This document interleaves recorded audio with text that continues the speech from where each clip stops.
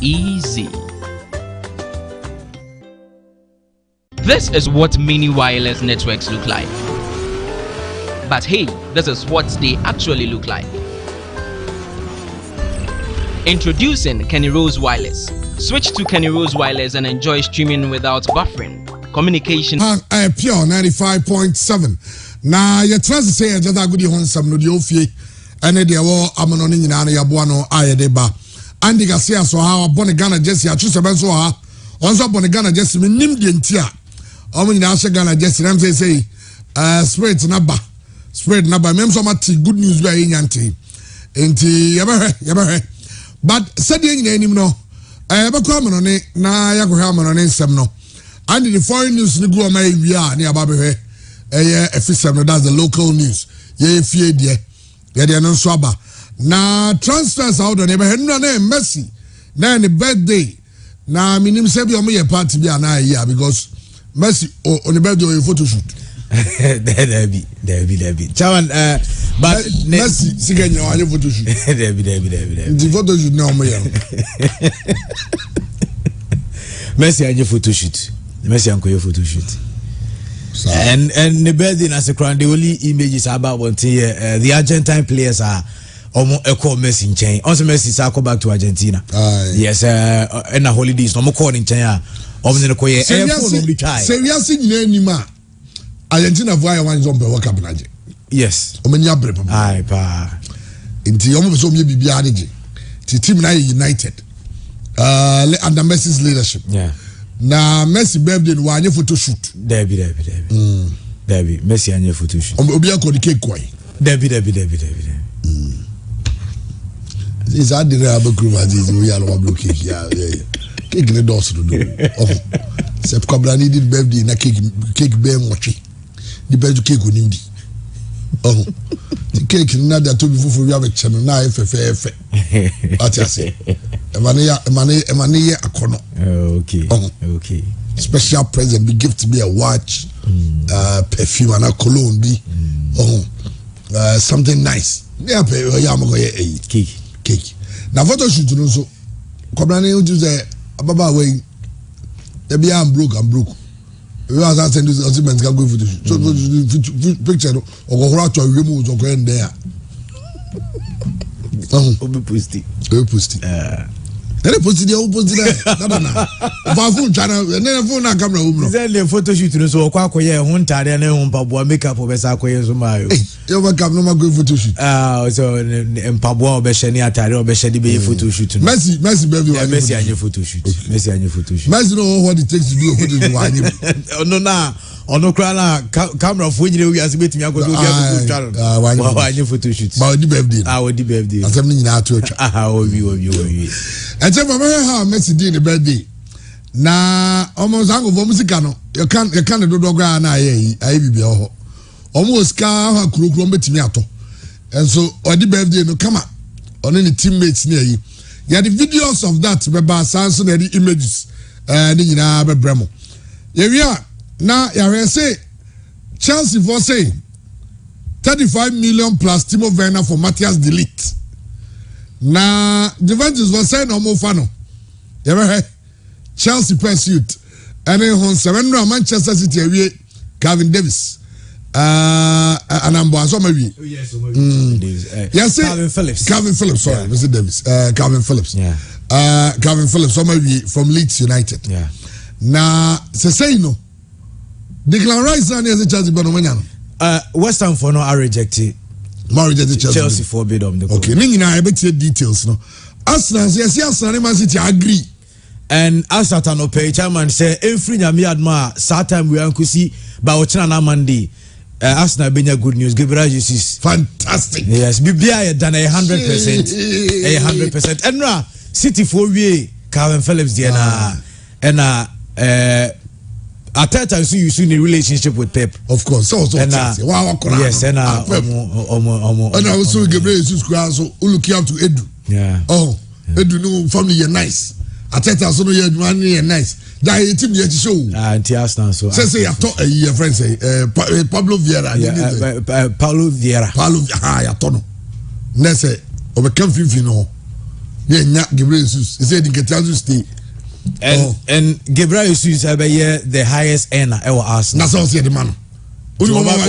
Oba be yi party.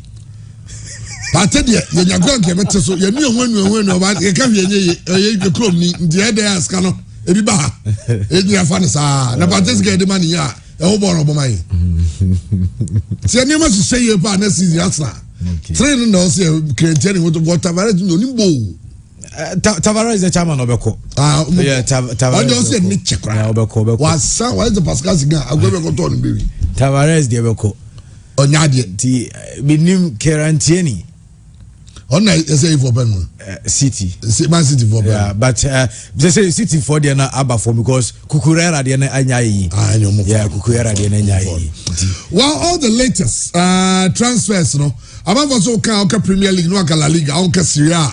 Of course, there's a Bundesliga there, so by with respect to Sadio Mane, the NS Sadio Mane. I'm saying Syria and someone for your interest. Oh, yeah, Beko AC Milan. AC Milan because AC Milan yes some purchases be how to defend their title. And then once and same now. Then you know for your deba ojuma yes you be fear. Then you know him. As I say FIFA say almost 1.2 million tickets for World Cup. 1.2 million. 1.2 million tickets sold so far. Now the tickets almost to final. To enter the team make anyone out baby. But I'm just buffer. I'm just a crack 2 on. I'm just buffer beer. Net team no mbeko nebi a man for betono. Any many muna. What I say. Obviously they are hoping to sell 2 million. 2 million before the start of the World Cup. Already 2 million also moton.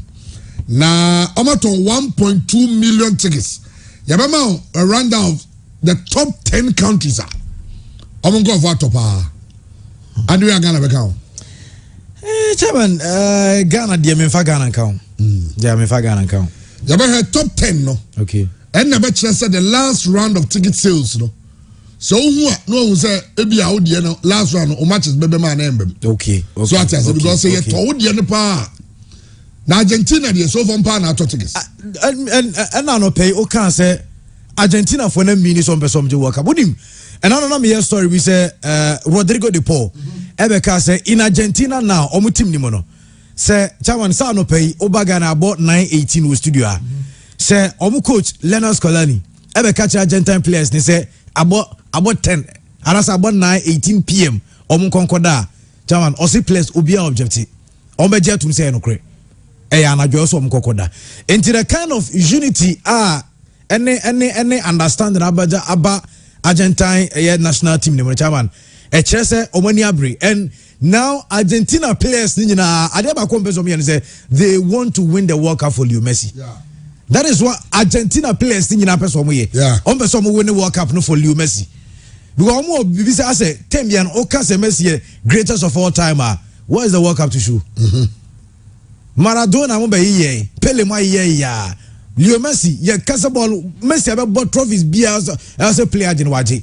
But the World Cup the last time Messi ben was 2010. Now Messi so you World Cup so waje trophy be. Waje trophy be our compete waje be our compete. But what do find out pen and arrow he go na am angel. Na I don't pay he go so to be amamu Arsenal. Ozo enyere.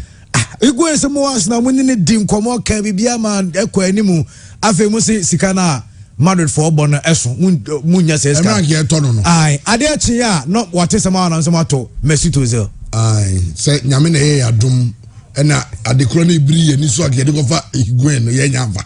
Higuain. Now what would the Busaba is from Chabet and the what Chabet with team Higuain bobia. Echia ube akwa no ha ompa na azam da. Higuain. There on pen be intra. Every team. Well, I say I'm for complaining about tuning is not working. Facebook Live and so Juma, YouTube and all the other in Juma. Because now no pay to rent him to can rules for ija to omo system back eti omo try so me tie bibi anyway me am I no pay na AC nti. But after the show no we be live on YouTube we be streaming no our YouTube I'm watching here. We go YouTube no search bright can bodu now was subscribing to the page. Now what me enya all the updates. Or subscribe and what turn on notification no. So that I be to wow with me and so I will be all the videos, the old programs, time with the ship dealer, all those videos. I was only to say the interview now. I'm going to you can go there and watch it. Bright can come on YouTube now. Watch it and so well, Andy Garcia has given Remo Amon on any handsome yaba near Uriania Befi. Ghana, CK Benya going to the World Cup. I want some Samson Akaf at the dates for interclub competitions. No, by Remo Wafu Championship Ghana. Your group you're the third. In fact, your group games in the third, but still we are not qualifying to the African Championship and the World Cup. Referees Association of Ghana lifted ban and suspension on referees. Number 12, Anas Esposeno implicate you ma suspend you no rag a lifted ban no DNT no mo yes I the want some and so eba Razak Brima okay you over me okay yeah or your video be go to Guinea no yeah or say ade we as we regret pa is a video no here no say na de be ka che maba wa ne mrante na aba no me ya ma fa phone na mo ye na me to social media na me to social media say social media has a memory. Yeah. And it will always remind you what you did. Yeah. Okay, just 1 year ago. Yeah. Natural to one way. Sabi on some phone we do social media. All of us should be careful. Now, social media some are hacking. And then I'm a Razak Brahma video yeah. Okay, or Kikan Ajita Ghana for any side you know say and no hana bisine. Was I know more money losing the position in the Black Stars team. And of course, the big game coming up. The big game. The final game of the season. The entire season. Game when they're crowning the champions of the MTN FA Cup.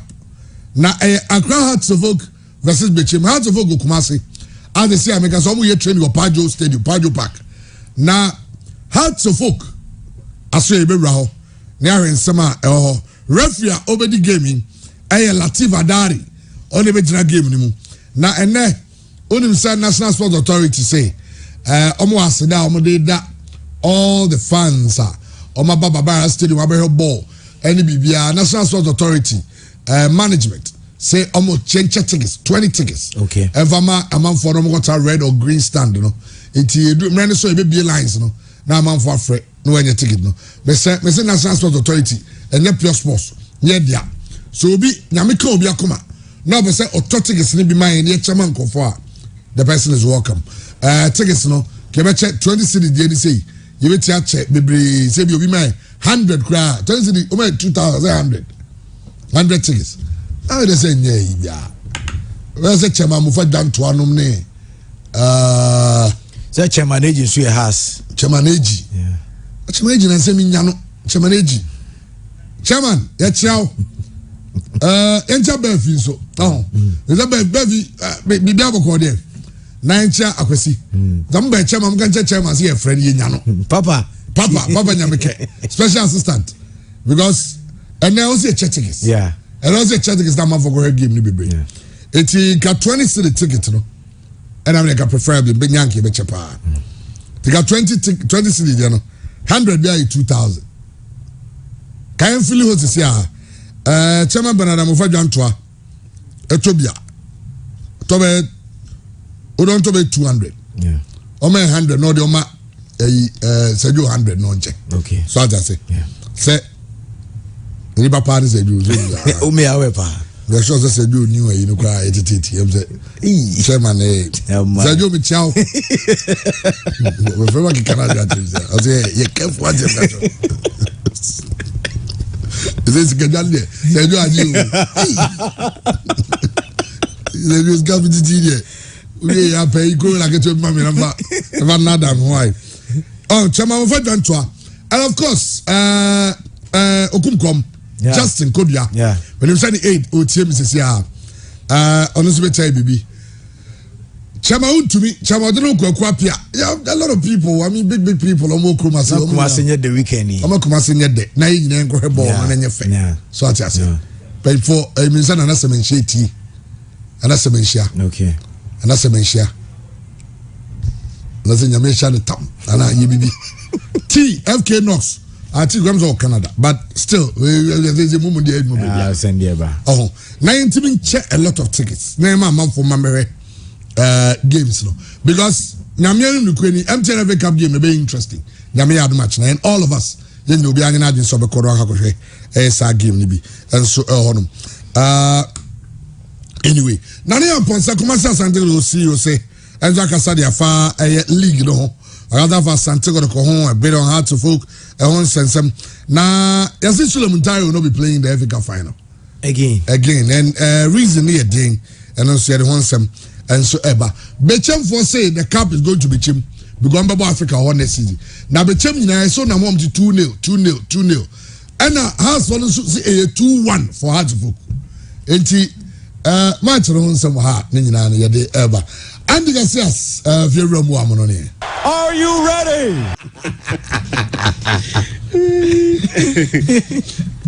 Okay, Mr. Mamma said, time and I'm going to be some matching why we streaming about late.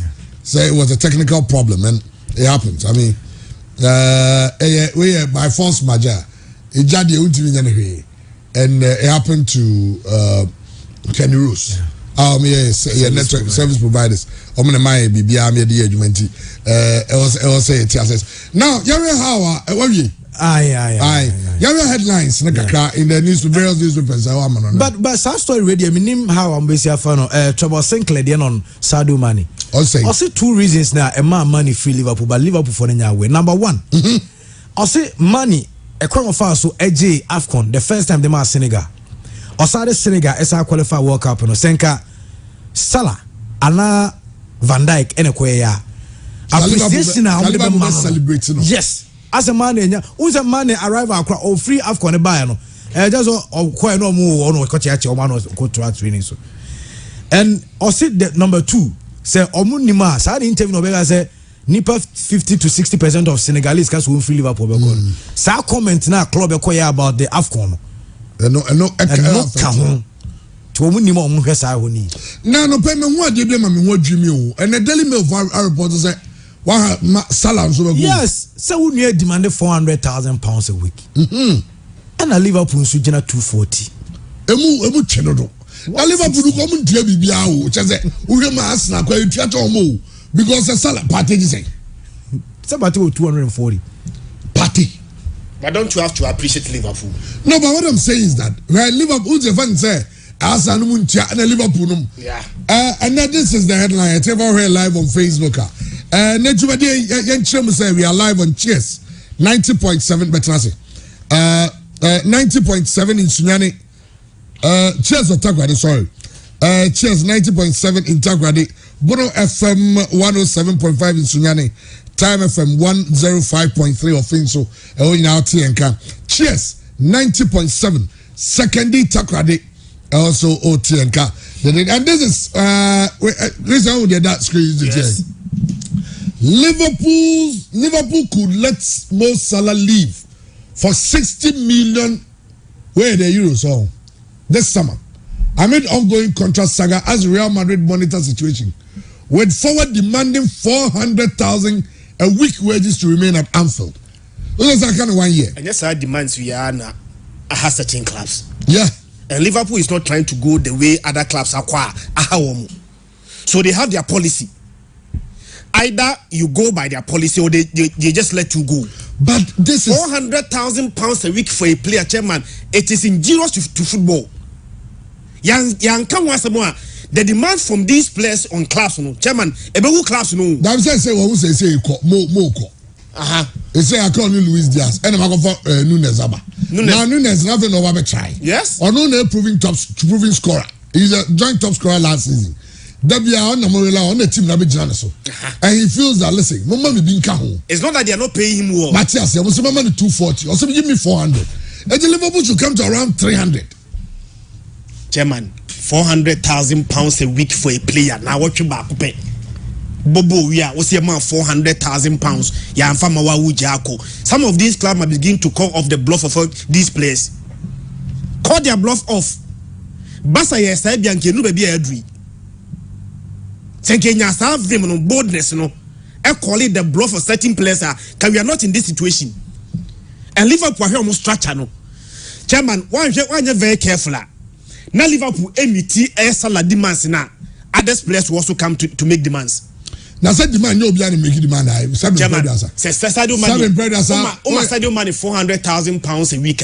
Van Dijk demanded for £300,000 a week. You may be tempted to give it to him. That Van Dijk is about two because go no cry. Chairman, they should put a cap to it. The demands from these players on class, Chairman, a cool class, Let's just imagine, say Frankie De Jong, Bob Ben Kwan Obama Basa, a week he's paid over 300,000 euros a week. For what?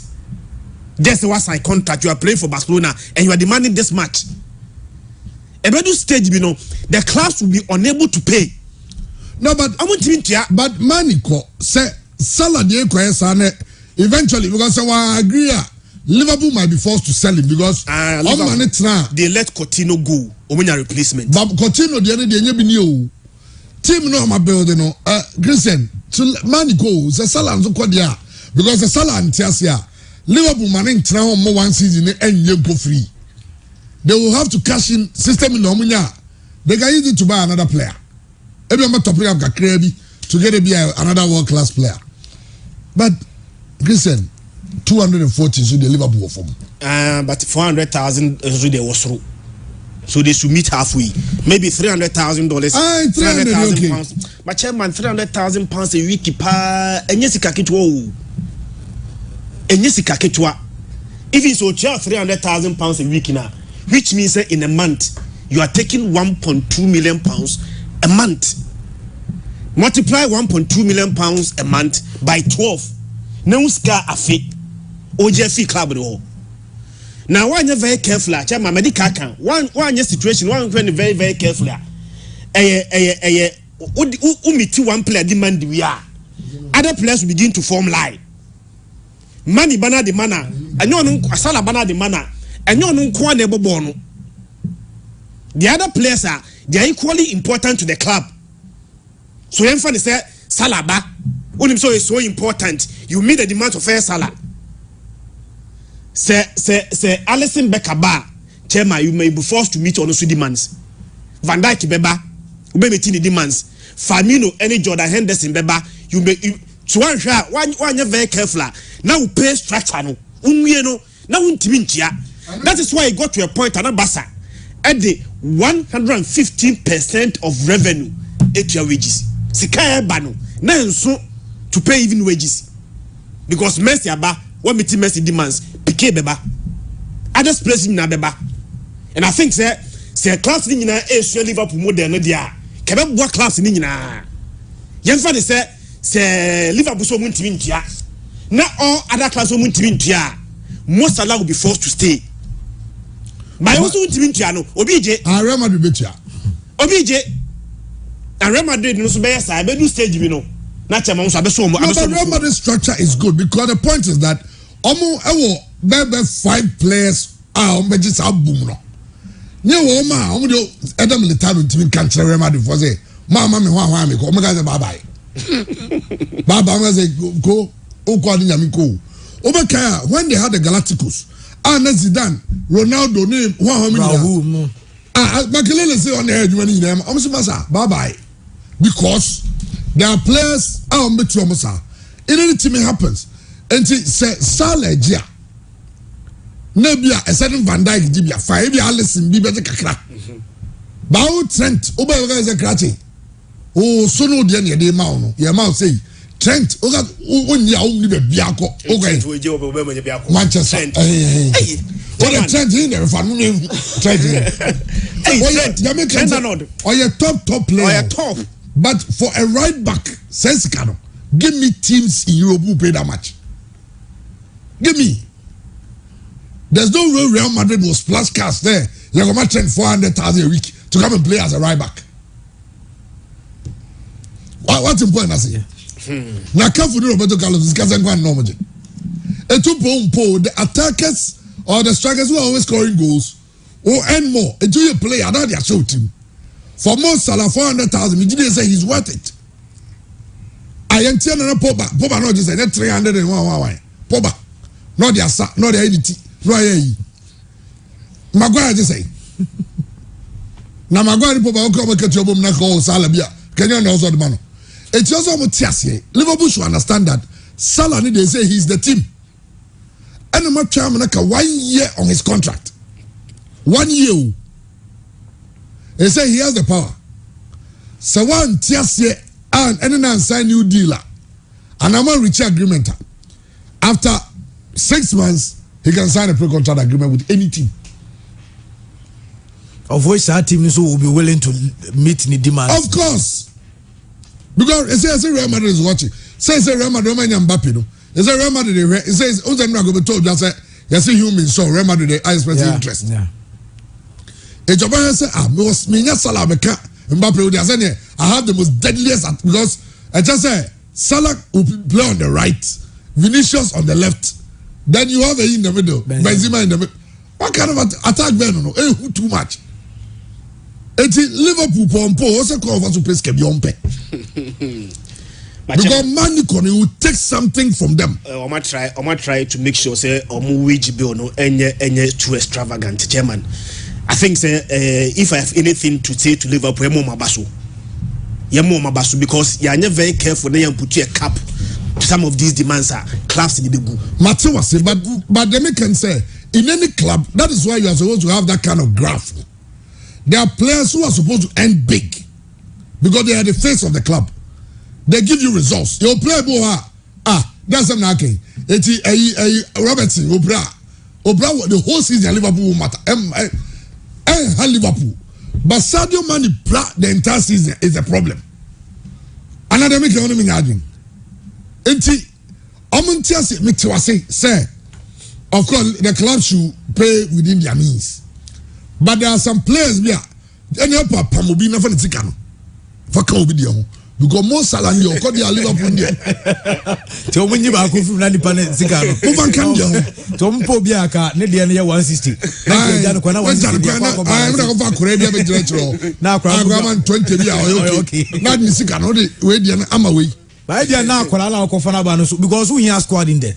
Akrana Kofanabano and Mouse are squad in there. Don't more quality now. Quality by young go for home go for it in town bone when you be more. They say Divogo is something may similar. Yeah. They say similar no con Divogo is sick. I'm with the channel. One point of can 240. They'll be set down in the sense so signing a contract and also or Jibumo. And no mom Salah charge him. Salah and go for oh no whole nation goes through. Over diving in that we saw about say you saying you're winning. But no, you're proving goal scorer. Consistently, he's been the top scorer for how many? For about 3 or 4 seasons. The contract the baby has won 240. Wabra Salah nim said Maguire been 200 and something. Wabra Salah nim pass a league no bona. Napo baby woman on the Sangwan Osa. Another 300. On Liverpool structure, but PS, ni PS. Say Cristiano Ronaldo yemre go give 350 to 400. And then Salah miss 400. So untia Real Madrid betia. They say Liverpool. I feel it almost them.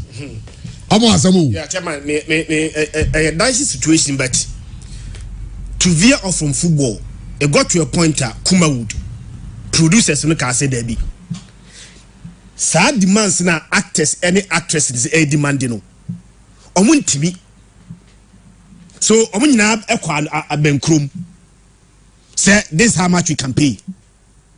Depending on your status, everybody say. The mechanism say class no way Europe. Yes, it that we know 300,000. That we know there's I think around 100,000. So a new player. 150 goals. Maybe you free on your time. Benfica on now in this room. I can not be 15,000. And chairman, the mechanism a question situation say who want to be here. There's 120,000. Say class no way Europe no ama bankroom. To reach an agreement, so we are going to put a cap to the our demands now. Players need demand dinner. Chairman, ebegu class no. Nyamienu Ukraine ebegu class no. Yeah, that's true. Ebegu class no. Yeah, kasa say no. Ebe Liverpool's loss. But Real Madrid be gain because someone they'll come and pick. Yeah. But to get to a point the Real Madrid be Liverpool no. Team is the Real Madrid. Bianso be player. No aba. Some 1 million euros a week. Also, then PSG will say I'll pay. Then they so every player biano ever go for the highest bidder. The business. I mean, and I think as long as it happens like that, clubs in the big room. So all of them, especially the big clubs. European one Super League na amfano. Baby so mu trans no mu gin ko benkrom no this area. I know dey nye ye omo timi go benkrom because if you pass omo dey omo sika out muscle bi. So I say. Well, I don't know, but what's that charge for Liverpool says him Mo Salah obako for 60 million pounds. Say one until here to sign and there are a lot of clubs who want Mo Salah. Mo Salah. But there is another news, Andy. Say AS Roma, waha Cristiano Ronaldo. No, Okobode. Okobode. And this is the news. None of Daily Mail funds are reporting. Obviously, Jose wants Cristiano Ronaldo reunion. Mourinho's Roma are trying everything to sign unhappy Manchester United superstar after he gave Falling Giants up your game or I'll leave ultimatum over his future. You see, and it's over here live on Facebook. And now we are not on 1AG TV because it's a Saturday. Live on Facebook. And I say we are on YouTube. Maybe over to me here. Screen the Super Bowl Ronaldo in the down. You see, just is open. It was a Cristiano Ronaldo. You see the agents and the AS man. Oye Mendes try to be fun to clubs and not try Bayern. And then okay, I said 2 days ago, I said Ronaldo has not been happy with how Manchester handle almost transfer we see, because he's thinking about teams are competing, teams are Manchester United are trying to catch, Look at the signings somewhere, and now Manchester United ain't making any signing. Their minds are set on Frankie de Jong, a player who has said he is playing for the best club. Frankie de Jong, no, and now still Manchester United are not moving forward. Who play at Manchester Deba and yeah getting closer to pre-season and you would need your because down on the day so I started pre-season that will Liverpool Oba onko you or yeah Jumano and then yeah cousin Ellen Haaland per down Manchester now he wants to settle in quick. Players are Manchester United Manchester what problem now what Papa Bako Matic Echo Jesse Lingard Echo one matter Echo players a free team but unyanya any other players are on baba Ronaldo be say these are the players I mean on baba compete. Look at what PSG did.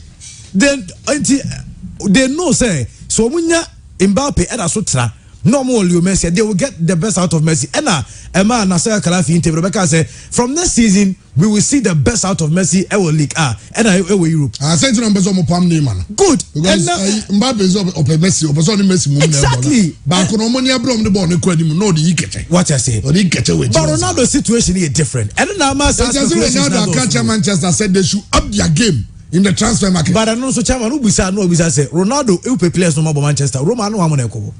Roma. Aye. So no so bad under Jose. Matic nesako Roma. I saw Matic bebo. Oh, chairman. Matic said the only problem.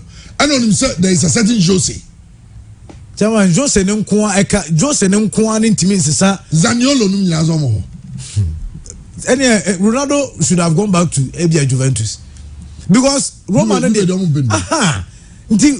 Ronaldo back to AS Roma and their chairman. Ronaldo back to AS Roma and Ronaldo and I say or compare baby at trump pressure. But I see Jose open. Say so free Manchester there on your open. Because Jose went to Ronaldo IBBO. Need any more so the money and I send you any old league but for Europe chairman a bad new Cristiano Ronaldo now and your Ronaldo we used to know. Nana and Cristiano was out of body. No Europa League. So much in conference in Europa. Europa League. The same as no Manchester Europa League. And one original. Yes, by life there, Ronaldo has gotten to a point that he's now been offered to clubs. So he available. Ronaldo is available for CMP. Bibia on him. Bible kaya Singapore. Now Ronaldo ni Messi ni and they PSG for is crying over Neymar. So he available. What this can be a better one. Sergio Ramos. Sure, move for nam kasa ho yo. Mu tu esi bofo ma yesu. Yeni subri entity and that's the reality of life. Me sure say it will get to a stage Messi may be offered to clubs and they will reject him. Of course, it will get there. Well, life will anything that sometimes you should know when to call it you should know when to take a bow. Say, I mean, why you be in Tiafri the maybe a back about the well old boys, maybe at the childhood club. As I know, we are fine. Okobo 1 season, be an 1 month so. Onya, many new Salomon Kalu, they have a Djibouti, and Oboboy. Oh, only Alexander Song, Obobo Djibouti. And when we read this, Ronaldo was offered to Bayern and they rejected him. Yes. Wow. Bayern say, Salihamidzic. I'll say, they're only interested. Wow. I mean, I'm say, Oye Mendes the buy like or you say or the name bro. But sometimes agents not try to test waters from the club so because Romania and Romania Ronaldo and Cope but all Ronaldo demands and they own to me and Valentino so story was win a bar then you see reaction from player and so camp because Ronaldo Diano Bayern for deny sana Ronaldo camp so be say enya no kre. We mean is ebia Ronaldo no so konya say ka Bayern for deny. Hey. Na team you only Maguire ni Fred no nebo. It is say you ko ba bia Sadio Mane wo Leroy Sané but also Sadio Mane aduma wa ya Salah no. So yema Ronaldo will score a lot of goals. It's no ni ade a ope. Na we nya ni sa na Manchester they say anyway. But Manchester target that Anthony Boy. Yeah. Reports just say we're missing the first training of. And also communicated to IS. We communicated to IS. And Manchester United, the entire Manchester targets now quiet. Sa boys no. Eric Ten Hag boys no. And yes. We had Timbers. We had Anthony. Now Frankie de Jong from even Barcelona crown. Also a link to IS DNA. And on person we see now player no. I catch IS team. So also person movie. But also moving away from the Champions League in Europa. He decided to play in the Europa League. But now Premier League, you know. Premier League, you know. Because a lot of players, but some I don't I say Chelsea use on Matthias Elite. That's a Premier League and the Premier League in the honest can work. And now Lukaku Oba Chelsea. Oba £350,000 a week. Everyone says Salah would deserve 400. Lukaku has 7 touches in the game. What? £350,000 a week. Chairman, we are saying you be deserve one. I know, but so if somebody is asking for 400, you can meet him at 300 or 350. They may be but 240. They may be say okay, Madrid decided say we are going to meet Salah's £400,000 a week. Obetuya. How much are they going to pay Karim Benzema no more? Madrid decided they said they won't pay the 400, but they will pay maybe at 320. Oh, the make can say you are 320 now. Karim Benzema, 300,000. You have to increase it. I said your man. I was saying, maybe not Chelsea, any Casemiro, any Toni Kroos, so you need to also increase to also meet our standard. Okay, so maybe Chelsea in the contracts of Lampard and John Terry. Na player be an iskan chamo. Yeah. It is of a player and a player and Aketiano was right. Also the to call. Yes. At the point they had to sell them. But what I'm saying is that if you are paying Karim Benzema, he deserves even more than 400,000. At point. So if you are bringing a player, and I'm not sure that Salah Kokra Karim minimum how much is earning there, but Karim Benzema check mame. He'll be earning around those figures. But you tell Lukaku 350. Na Salah say. 100 and something. Chairman, any OTD will be Jenny baby. I just say a doctor to our cabe 1 billion. I know. So what did a man for the Jenny baby? I see a cabe 20,000 a month. Overside, no. Ultimate facts now. You can use it to bargain. Say, look, this is me. You know my level. Unim said, I'm bringing you this. Yes. This is the value you can place on me. As soon as see, unim the value. Say me value no so channel. But he's being paid this much. So now it's also Salah 400 or Lukaku music in our tail. What the Lukaku did 350? It is all the Lukaku did 350 pa. No. 400 odika. Until Lukaku Liverpool for 300. okay for Mo Salah. John Benzema they need 275,000. 275,000. Yeah. A week. Yeah. Yes. Salah got trained on but say Benzema there no. Now they are negotiating new contract. New contract be charge bet. Yeah, no be so I got 3 million Salah about 300 and 320 bia. Okay, Liverpool. My husband say BKB okay. Salah doesn't deserve 400,000. Is he the only player on the field? And was also. Emmanuel Lukaku, you know, Lukaku, Oje, we know, Evan say 350. No, no, ball. As he was earning it. Well, just say, hey, we need money. I'm putting here. Is there also starting more plans near style? It's more because Yavela, yeah, is able to ya. Only I said no. I said me just near the fair. Parliament was Sports Center, of course. Sports Center. How about the just Ibia? Ghana, you know, classic jerseys, no. Then you know, was Sports Center. Any ones, no, so you know, Abeba. Is a Yavela, Yabako, red bako, another white bako, black bako. I say no, no. You be Kakaka, Yamio, you withdraw. That's it. Okay, young Twasso. But the good news for Arsenal fans, and so of course, you know, and they say Gabriel Jesus. They say Arsenal. But Gabriel Jesus, then you know, Man City, and it sounds like Man City owners, even those almost can't be beer, but man can't check Guardiola say you have to spend to buy. It's also played it's Arsenal expected to seal £50 million deal for your number one target. Gabriel Jesus. Again, Jesus here. Spanish near Ivono. Only Ivono Jesus. Where Gabriel Jesus. To Gabriel and Gabriel Jesus. Now I cannot brother the Gabriel Jesus. Aha. It's Gabriel Jesus. And no. Within the 7 to 10 days. You say Pep you should say scan the Kalvin Phillips deal no. From Elite. Good signing. A good signing, but yeah, my man is cat baby. You want to say? About the highest paid. Yes, the highest earner. The highest earner. Now since maybe I'm 350. Akoya. Gaboniano. Obamion. Mohiano. Second time. Only second time. No. Oh, but they sign you. Come back to man. No go Jim. Obama sign you. No, there are man new contract. Also Barcelona. Or second time you. Yeah, park Rachel. Oh, please sign. Oh, the traffic come out. Talk gas crap. Fans are going to panic. Please sign. Sign an extension. No, the extension now. Arsenal former player you call Emerita. Omu Yahoo video kasi. The panic chawana go sign a man 350 at a time no. Now it's to do an energy scan. And a man 350. Jai. I'm a born go to me more. But on say a man for the propaganda be to Man City. Any purpose to say oil money. But chairman and young killers are propaganda no. No Crescent Man City are spending. Send round most of the Kalvin Phillips around how much? £45 million. What the potential bonuses in your account and £45 million no. Sky Man City here up front 42.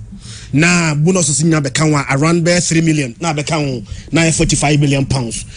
I want to find Kalvin Phillips no a Man City for omo number one target in the transfer market. Forget about say omo we Haaland in them. Haaland na your main priority because Abrante Fernandinho every Man City ako Fernandinho abedi Man City 9 years season ba na wie no ena Fernandinho ekwotra se season ba na wie ya on to aso biem ensi akan for Man City so na just a matter of urgency say Man City eko into the transfer market eko pay replacement for Abrante ya Fernandinho. Now, what a replacement. Kalvin Phillips, who plays for A-Leeds United. Chairman, was passing through the ranks of A-Leeds United Academy. And at 2015, Kalvin Phillips make appearance into the senior team. And now I can say, Kalvin Phillips about 214 games for team. Your friend A-Leeds United. In the process, we see academy the English national team. And they are more like a backup to Abrante Rodri. Ehona as chairman adekitwa bi ha mo academy Abrante a your friend Kalvin Phillips Man City enyomu player but going to the World Cup no at this stage say we make move no very very very very careful yenim the way Man City bolt no and not possible that Man City about double pivot almost all the time chairman City about a single pivot in Rodri eti Kalvin Phillips aba na wanya very careful one shot na Kalvin Phillips no na obeye backup to Abrante Feni a Rodri na going to the World Cup no wanya playing time one shot na affecting the World Cup now share England in that department now they are spoiled for choices Abrante Feni no John Henderson from Liverpool available James Ward-Prowse also available Declan Rice nya available sa single pivot na okobo edima Man City no chairman obetime to Rodri so on two Rodri there a very few occasion and Man City about double pivot so about one pedia Rodri aba mafa it's a branch of Kalvin Phillips no chairman we making move in there but it is up to Pep so be using in such a way say en route to the World Cup no Abrante Feni Kalvin Phillips and Lucy ni place our national team no. But in the earlier submission me no chairman so far City has spent how much? City ato Haaland 51.1 million. City ato Kalvin Phillips 42 million. Okani nyina abomu a City scar must spend it so far 93.1 million pounds. People say it is oil money. But amount for workers say oil money no omu refi the revenue street of Man City omunkai hold omunkai no last season Man City fought Jack Grealish 100 million but then your oil money scar omunka say generate here and I'm talking about Jack Grealish breakdown last season City Nigeria Premier League me boy yeah chairman when we say City uko Premier uji Premier League na financially rewarding yeah and then kuma Oscar last season Man City scar omunya then after so much Premier League no chairman we say uko Premier League na TV right no omo the indicators nature yentene pe say Ghana say dia and na me advance next week may raise this issue when we say it is like kotoko almost every single game this season start time 34 matches league game ni nyina kotoko games but ye check TV right now ni achene pe but Premier League ni achene pe yewa equal share no omo chiska na ye chemu 2 na half no ya achene pe sa equal share no Man City enya 34 million pounds another facility another omo dey check TV right no facilities no City enya 33 million pounds merit share no sika wunya based on your position City and the D League no and also omo merit share no na 50 million international TV right as City nya last season abro mo Premier League no chairman 43 million pounds commercial revenue 5 million pounds overall prize money Man City nya for winning the Premier League no 153 million pounds TV right alone Saudi a league now in the following season we now 153 million pounds now the 100 million pounds equal one player chairman and your oil money now put aside even all these TV right last season I can watch them Man City Nigeria Carabao Cup chairman Carabao Cup on the OGS cancel the names even that Man City enya 200,000 pounds for winning the Carabao Cup. Sa season na City abo Champions League final na omone Chelsea omo lose 1-0 to Chelsea no. Chama Unimska City now from Champions League nko 87.1 million pounds. Just for winning, just for so about Champions League final keke o. No nya 87.1 million pounds. Fokoka TV right now nya ho. That is a lot of money. Now even this season, I can watch me. Liverpool na Champions League no. When you 91.44 million pounds from Champions League alone. That is the season before this one, not this one. Season this season Liverpool. Omo lose to Real Madrid no. Omo nya escapa of Champions League no. Okay. Okay, some Champions League. This season, omo nya 91. Real Madrid 91.44 million pounds. Real Madrid no di oje Champions League no enya 89.32 million pounds. Chairman, Man City. I don't know the TV yeah. Man City chairman was semi-final. Even semi-final Man City boy you know onya 67.51 million pounds. Now chairman, Fakoka ATV right home. Fakoka Champions League no boy you know. And see the money they are accumulating from a commercial revenue. Now put all these things aside. Now Omoto Jagreation. Chairman, the season before City and sign player. Last season and Omoto Leroy signing to buy Munich. Chairman, that was 45 million pounds. It's almost get that. Faton chain. Almost like create space enough space. David Silva koi. Otamendi koi. You best at season we are and I said you couldn't go koi.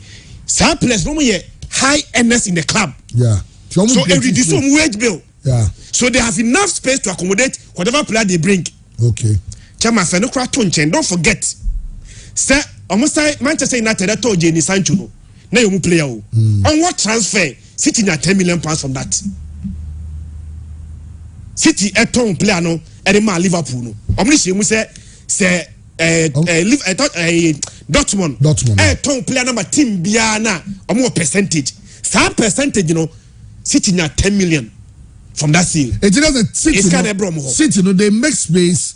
Normal Saturn to play and yes, car to so people assume say because they have reached owners in Tino, they go to the owners, take money and go and buy. It is never the case. Okay. Again, chairman, the season under review American was seminal. Now almost several players are no more loan. Now City decided say let's make this loan deals permanent and generate cash from some of these loan deals. Chairman, no more play your friend Angelino. No obo loan Edman Leipzig. Chairman, Sassis, you know, on make his loan deal no permanent. Omunya 60 million pounds from it. Jack Harrison, and who play no see kind of lease on loan. They made that deal permanent. Omunya 11 million pounds from that.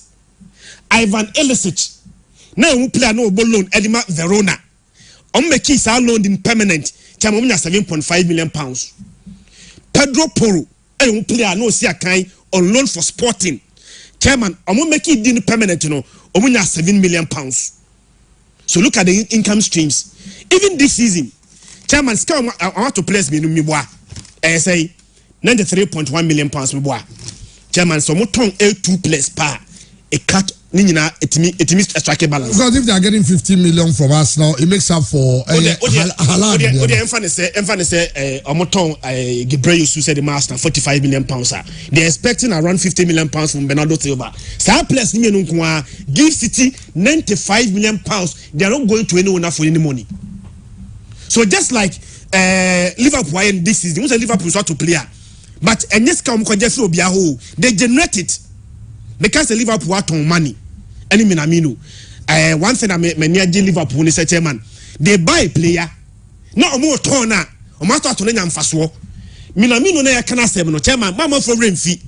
Say Minamino Liverpool Tony free Air Salzburg. 2020 year 2 years ago, 7.25 million pounds. 2 years ago. I read the last season, or not be more.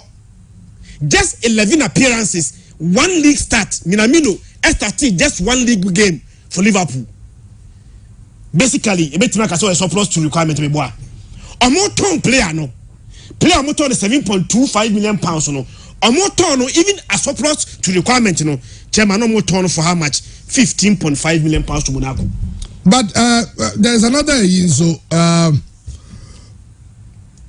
that is wages, salaries, you know, and this is the more. Chairman, wages and salary in commercial, for more, sale of merchandise, and as some can wasem. Yeah. Men can a gate post is my.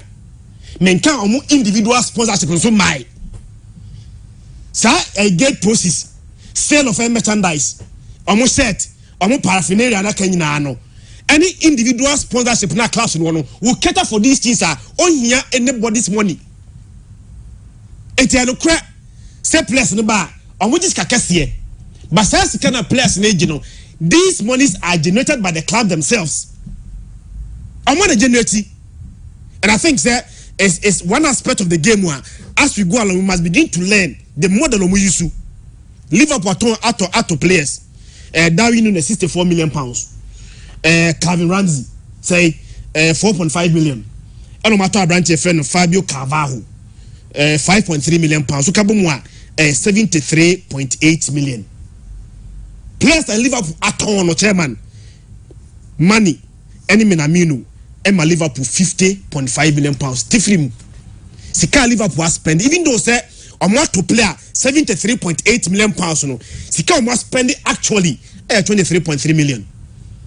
Now at the same model in the last season Chelsea had to Lukaku. Not Chelsea here so abako Roma ho. Say Roma me sika they fan to Lukaku. And no cry obi anya chini say Lukaku came as a very expensive buy, 97.5 million pounds. But let's go back and find out how Chelsea spending and Omunyeska to buy Lukaku. Chris, education how they may tiase ya. Maybe you've been shown tiase. And they say what Chris is trying to say, they say teams they are already operational. Team has a stance, almost operating. Whereas the team never go to Biaba. They all can say. And yes, be on no. Yes, you on here rich indeed. Ona na go to the bottom go is kebi some go to play. But rather no, omo operation say some chiaka. Some players, some managers, some bonuses. Omo bibia they are okay now. And what they do is that if they want a player, they sell players. No more they are creating scandal. Yeah. No more they are go to enti. Oteni tono so Tony Boomer. It's not like a financial fair play for business. That's the thing. They establish say the Christian church we enjoy education. Now, because say Ara fund discard Manchester City. And now Kata fund discard PSG. The City, any Chelsea, any clubs not just level beer. Financially self-sustainable. They're able to generate their own money. Now Abramovich ever Chelsea in 2003-2004 no. Now he needed to cost so much money. But I got to a point not Chelsea spending there, but then young Roman Sika.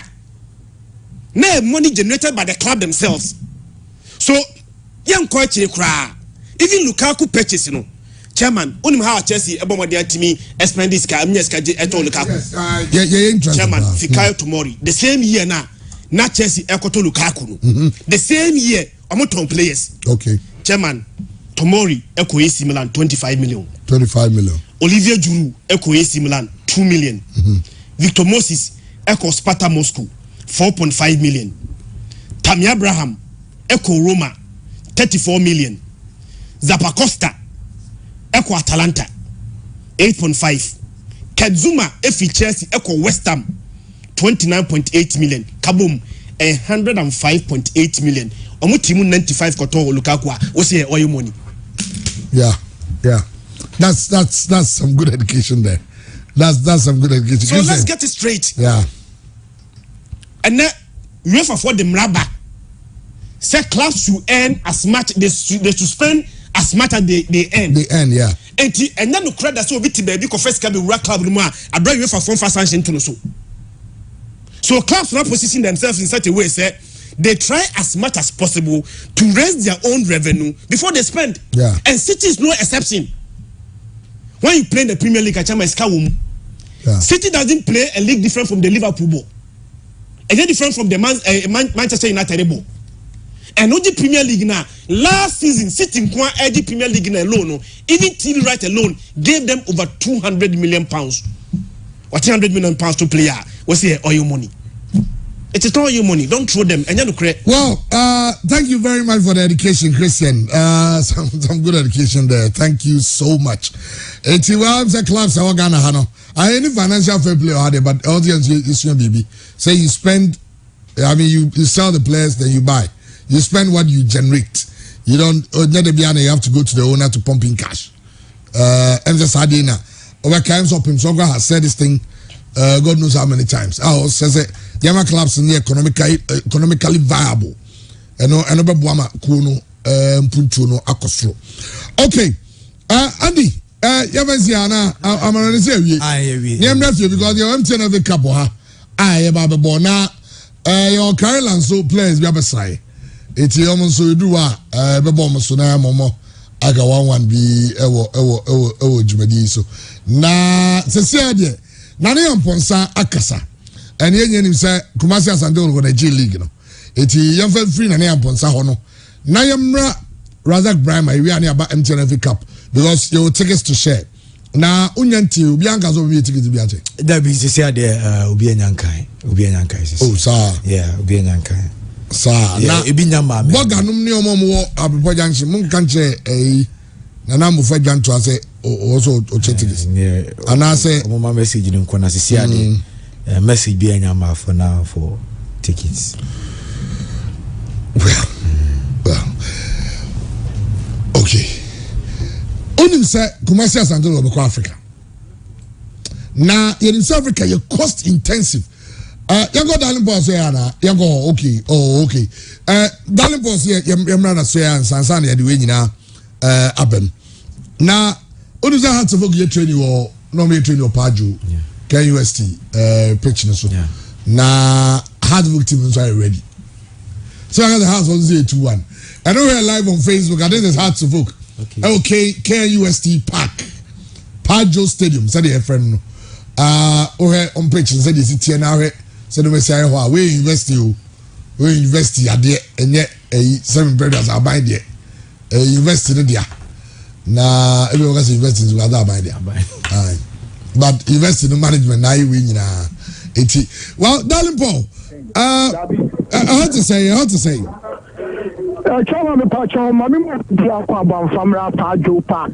aha ana enei aka so folk enso team no ababe team a omonso eye training ni nyina ye nyame odumo ochina FA Cup final eno so koso Kumasi Babanyara go plamane so na it's only 9 o'clock AM ana half team no enso etimi ebe PM ewo hanoma say the training omodi ahyehyɛ so no enya asem keto akra 9:30 ana half for no enso etimi start training wo honom na we no mu ye ku kakra enso ewo honom asetna players no ewo consumi inside almost to ball enso ewo sra enesa na ni nyina no eye ade a omode play accuracy and person o say o join no pure FM TV a obetimi ahwe training ni bi abro no mo to ball no say omo press on opposition na almost ancient people no ana edin so bit na for accuracy and person enti after say almost two ball ni we no mo the ball let from and so try so mo betimi anya possession na enti mo pass ball na kakra enso honom na o check videos na be say players makomako adwenu miensa 23 players and almost 18 PM Kumasi 3 goalkeepers and 20 players now getting the Patrick Razak but 20 and training and this one only film about 19 players in almost 18 years training now 3 goalkeepers no Ben Mensah Richard Atta and Richmond I and no any the 3 goalkeepers almost the PM who join on Pure FM and also Pure TV who be say players almost except no Larry Smiler Fatal Mohamed Caleb Amankwa Samuel Inkum James Sewolu Robert Adusowa Anna after Blanche Dennis Corsa William Denchi Anna Mo Alasan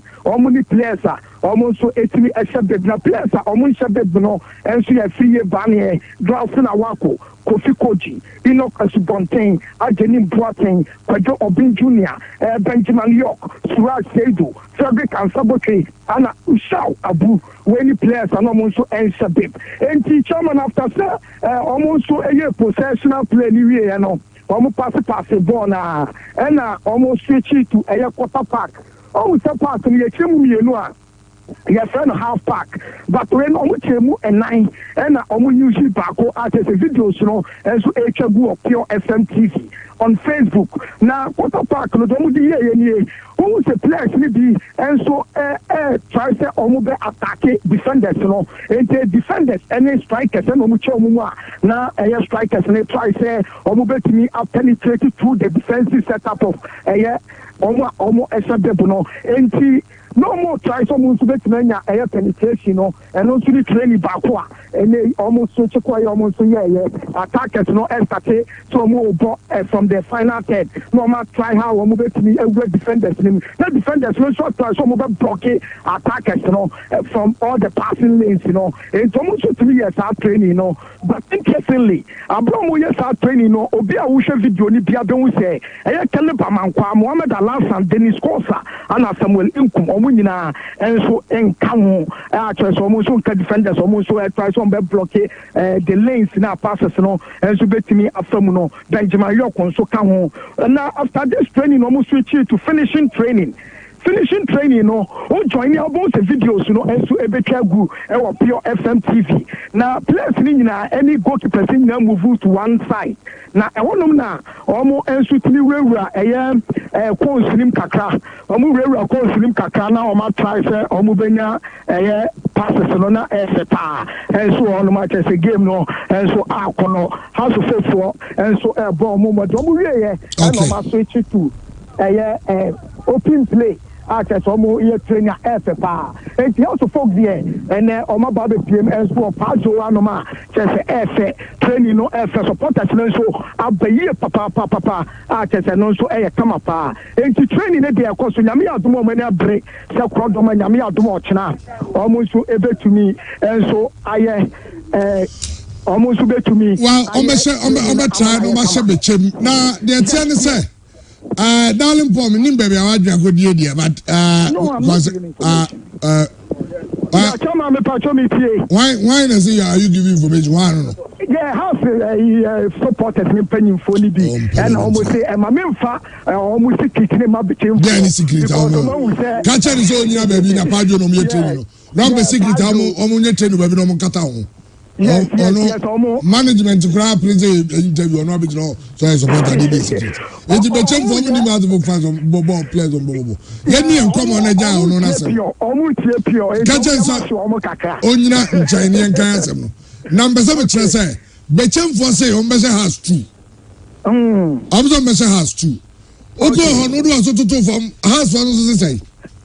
House for the chairman omania bro papa many house penny bako na mini no 18 commercials or so say nyame admo na almost betimi as house for or ha me person ni team come be assure house supporters ni nyina onya de se bechem tu no mo so be show no mo do mo gitum enti maye nko na ye ni team come house penny fo ni bi na me bo piano no Thomas yeah se bechem for so mo almost and then I would give me import. We have to say the Mina Sandia Mabeka. What I saw was a measure too. For prisoner, you say, I saw a scenario, you will say, I can do park in the swamp, and what I said, by a chance of measure to your chum. By the grace of God, you have a chum for an can you be in the league match in the Musa number. Dr. Musa, I am talking about the record between your couple and your couple. Then they see no move papa and photo. Net press man can you let this Marcos and I can start to between I can show would affect report. But I want about my anu. By the 5 o'clock at the end of the 19 minutes, the bank back on the beginning. But then now the Catholic has supported so much here 95 points. I support a command in Ghana in now, or move on 30 minutes. Then or China marching. Then I am 30 minutes and person betting me a winning match. Supporters of the Ampana come to me, inshallah, watching it. Also to the podcast, inshallah. Yeah, Chairman NT, no, has supporters. Has supporters, so say, the champ for no more, I know many more boy, you know. They do because I'm a patch as a referee pong. Has win. Yeah, almost say a house win. That's right. Yeah, fans me be wa. Mama son me bakun kasa. O say the champ for the omo kasa, omo forget the park and so and a betre. Nyame aduma otina me pacho ka bibi kaka oso me be mabon so wa hu fin kan ana agiti na tiaba be chenso be shemu to ni win kasa mini shika muni win kasa otina after match ni na kasa to say that means win kasa okay tomo mu free and kan enso ti team na chino ana e kasa no omo so mu enso eni shika na china after match no eno mu be kasa be chenfo enso en kasa enti okay omo be dai what I say? Mo be sure say. I bet you I know what you. Obi aya bo we aya my 14 times. How junior mo. O dey say nyame ado Sunday o ma mo share park ni so. How junior mo kra. O dey play se bu ya. Senior players. Omo so be se mu tu. Omo so be se tu. I will be have cap si wa. Have to say again. Omo le fi phobia. Se cap si wa. And you open and you omo tu volume. E be fa ko. E dey quarter straight. It's Obi Antam to support us no Biamla. More Bians, more Bians left here, or Biamla. When you born 20 and 30 years, or Biam, MS support phobia. What did I tell no? Okay. All right. 3 goals. I feel about no two. Okay. I feel about no two. Okay. I work with Makudaka when I say, and the other okay, come on. I am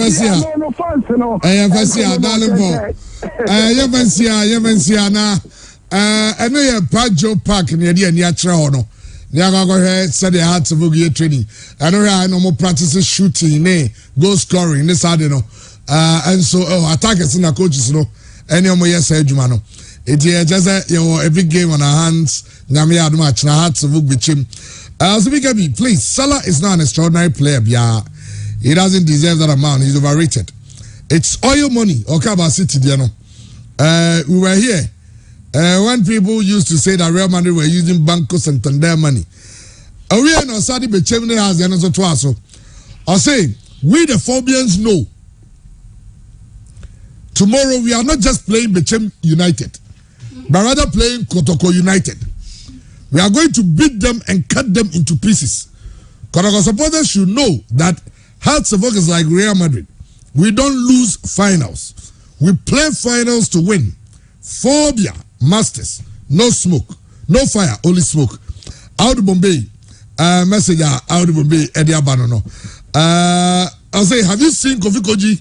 No size. Well, a big game. I mean, the game that crowns the entire season. And Hearts of Oak, as defending champions of the league, they lost it to their bitterest rivals, the Santiago. In fact, Hearts of Oak finished on the 6th position. They have the chance to also defend their FA Cup title, and they are doing it against Bechem. Hearts of Oak, 4 games, successive defeats. The last time Parado can say a 5th. On your show say Hearts of Oak, every taking it lightly. Apparently, your chair on the previous days of Okodia. About one pass or voice of from Bre, and I said, game no, you can't also. Oh, there, match be an everything at all. So there are big games than this. Game will be defining your entire season. I mean, whether you're successful or bad or good or fair or average or BBR. How prepared are you for this game? Yes, like you have rightly said, this game, it will go a long way to help us define our season. Pure FM. So who we near, it turns everything around. If you are not able to win, it means that at the end of the season, and that is what we are working against. So that as defending champion for 2-3 trophies there, we should be able to end the season well and say that even if we don't win, we should have something positive to show. So we are here to channel all of our efforts, all of our energy onto the pitch within the 90 minutes. And we are collectively with our supporters will be able to achieve something. Minim say House of Oak supporters are very expectant. Say, season Ankoyi as defending champion seat position. I mean, a lot of factors. I'm saying quite the carry their two to be on other platforms. Then the fans in Shani Muchna are a bit different from what they've seen this season. Well, match be able to be, we go in with a single focus, and that is to make sure that at the end of that particular game, we make ourselves proud.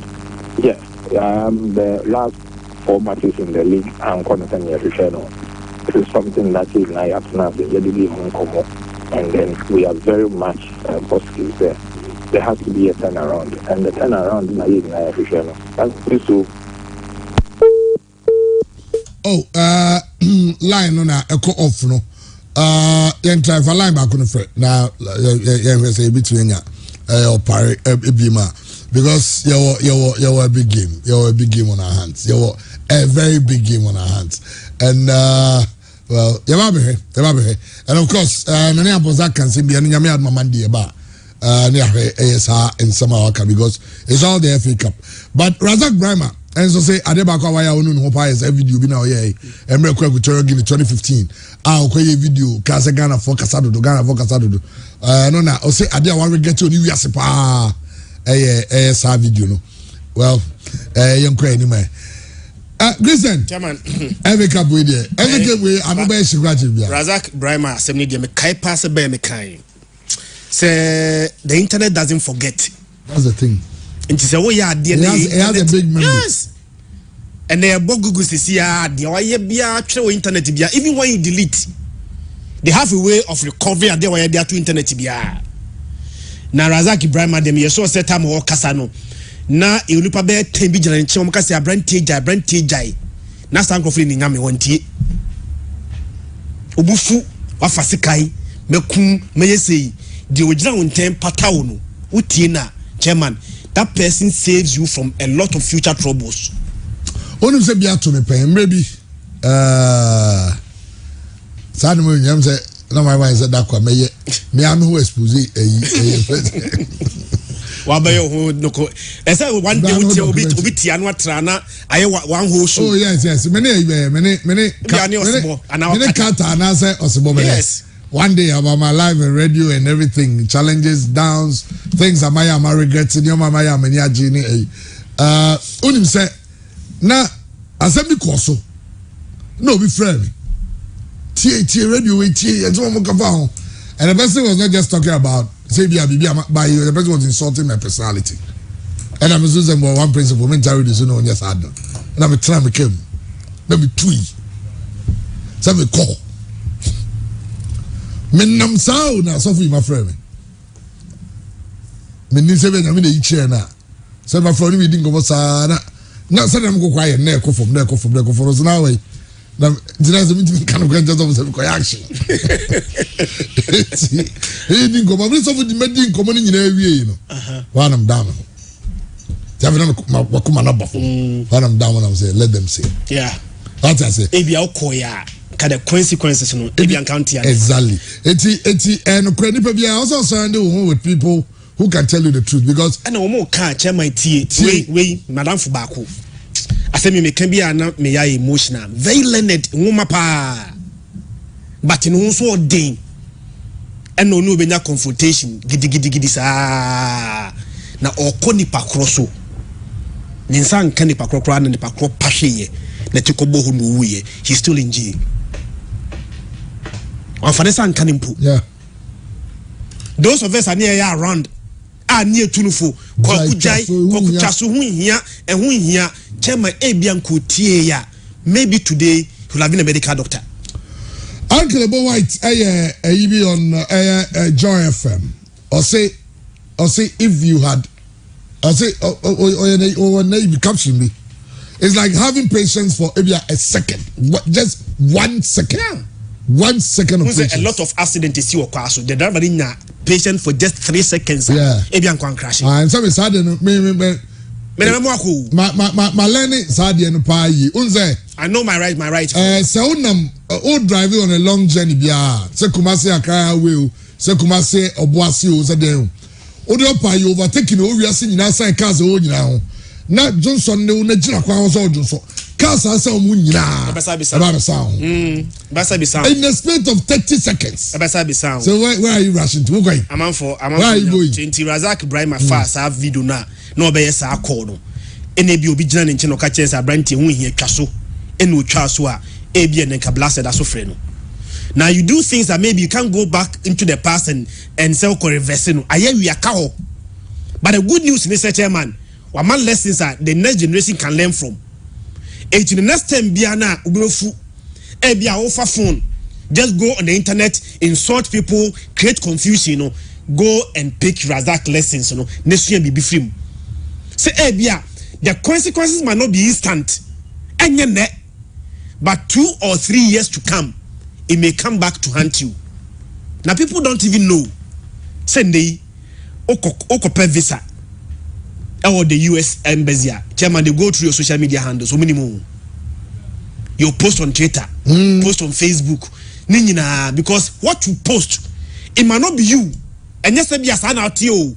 You might be thinking, say you are posting those things for fun, but chairman, whatever you post on your social media handles, give people an idea of who you are. And people think say social media is something for fun, and they just go there, mess around, and think say it is my phone, it is my data. But it has consequences. One day you may live to regret. Razak Brahma, they may be on to me and reverse their tone, but he has given us lessons to learn from. If you are a young player, now you be na who be who quite but oh kwaya. Chairman, now the restraints kakra because one share and maybe beba, you may live to regret what you have done in the past on your social media handles. Okay, and also yeah, for trying now, I'll see at my home. Say having radio apart from CAS for CBB, I need to your home phone so and try to do something good with our lives. Very good. Say with your home phone. Now, yeah, serious business. We can just actually fine. Listen, let me invite you as you. Me home for me also say. And now class over.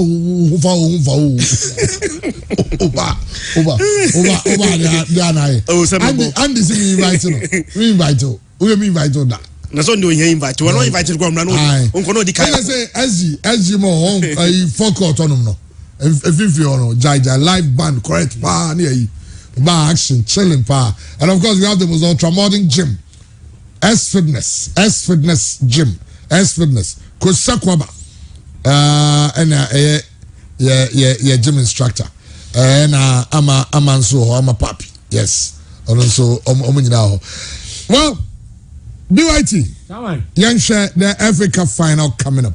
I was actually in Karela for Manti between Komomo, but the time they end the minimum Zebia, you wait to travel should be a Tuesday and I be was there. But you try to be a time. Chairman, FA Cup there, you can say you're more finance. Can you be a cheap any house, including say a trophy? No, yeah, sir. Kotakwako 15 finals, has a 16. The 16 finals now has women, so has 41 editions. Nyame Aduma yearboy has a room the 16 finals. A team bia the last time no mo koino. And we equal Kotakwadiano and 15. Okay. And Kotakonia 15 to 2017. Now at that time has a 14 finals. And Omumia Nukosia or Tamale. And the first not going to go down the record. Kotakwasuni the only team all lose FA Cup finals to do. Hey. Yeah, so I call 15. 15 wajen 9 or Lusu 6. Team Bia Lusu FA Cup 6 that. Okay. Kotoko. And Kotakwasuna na call finals to do. At that time, I know I say bono. Now 15-14 has. And last season has here in 15-15 against us good. And this year has 16 finals out of 41 editions. You about 43 be 2. You do semi-finals in your boycott to ya ambobio. Okay. So 41 edition here womi. And has a J11. But Ajaba kwa Uramua Edin powerful. Bechemni se Bechemu nyel any lack of Kumasa go Pramaso. Se Bechemu bomb match, be it a league. And I said any cup game biano. Jesus Ukrano in Kumasi Adriana Stars Panesho 2016 semi-final stage. Nathaniel Asamoah and a year Jumano beating them 1-0. Emma Adriana talk also Ewuram Ekofesi House of Folk in the finals. Now as a so check Kotoko penalty shootouts. Ewo Kumasi Jesus Okaya 2016. A year that time now Dr. Cheyaban the first attempt in a house in free FA Cup a year Jesus in him and Omuramuno. And Adriana Stars kwaje cup no enti edin for bechem pa bechem qualify Kumasino na ya nidie unse bechem nya ne qualification first time 2010 middle league Kumasi 2011 no 2011 middle league proud to 2011-2012 season so bechem qualify Kumasi bechem first 2 home matches Ghana league were played in Kumasi first game was against Dubiase no Dubiase so mo 3 Yima no ba for squad hat-trick. Second game, Ewofie was against Kotoko. Kotoko sa so mo 3-2. So kaya. Sa match no Pito Foruko mu nyina bobi ma Bechem United. Match na nye enough. Bechem lose here. Bechem be Kumasi a pa. But the last time what and the only time has any blue team about final game of Kumasi no has lose 2016 4th December. Jesus Ediana Sal versus has Joshua Otu a Peja free kick. Pine who else? Patrick Razak 17th minute mark. Ena Nati free bench. No amashia group stage who say chemu 2 kotoko bechem ene Wild Stars ewo Kumasi ena Sunyan has mo so so has Aduana Stars mo ene media ma bom de wo Sunyan ne ade na chadi ka se has wo Sunyan Coronation Park but yesa bo wie no Aduana ne has nyina na call semi finals ena kotoko so ne bechem United qualify ewo omusu group no so two teams ni nyina no ya the two matches semi final games in Yabe stage o Kumasi eno na Aduana yi bechem film na bechem okotoko group ana kotoko so eko face has ewo onse Aduana na top has group no so Aduana versus kotoko group a odi second na bechem United kotoko so top ni group into okosia has na odi second ewo Aduana group ana penalty shooters o kaya Paul Prince Akwa ebo no de se no amakom end no so sa match no final match no Patrick Razak scored first not free bench ebe take a penalty shootout has a antimi survival Mustafa Sumamo any sesi amika said we captain edema eye team ani dia de Kimfesa omo bom penalties ni se no so ye wie no na has a dimcho don mo chebam oba mu ana referee point ba penalty shootouts no botebo bi don mo chebo aye na do confess aka be kele no na has a dika say 2 na Daniel Dakwaso ase ne de e de ama Aduana so na last kick no boteshe na Aduana be se na ye be sa asase 5-5 na si di don botebo se na Aduana Stars Gofresaka punish bowie na omoje cap no so 2016 the only time blue team any has abo cup finals ye Kumasi no ankoye amfama the last even the only time I had to go about cup final against the Ebron or Ahafu team against the Diana has lost now and I had to focus on all the best record in the FA Cup. Yes. 16 finals. How much you say? Omaje 11. 11. Oma lusu 5. 5. Into omu lusu omu sube equal kotoko record of 6 losing 6 finals. But they played more finals than any team. Yes. Okay. And I know the facts on Yahweh has to be chimun so Chama, the omuni say ununza FA Cup they are born and cry near the last time we bought FA Cup game was Ashanti region cry 93. Ashanti good versus Ebusu Adwas. Oseko for the general mo. Osaba ku je born okowune bechimbi ana na semi finals. Okay. Semi final stage and you about double header. Na wow rocket any liberty. Lati bless him. Yeah. So sa match no. Enti bechem ne okwa udi ekobo no Cape Coast. Sa Cape Coast no ampem da ko ane Hazaka ladies ebo women's league decider as a curtain raiser.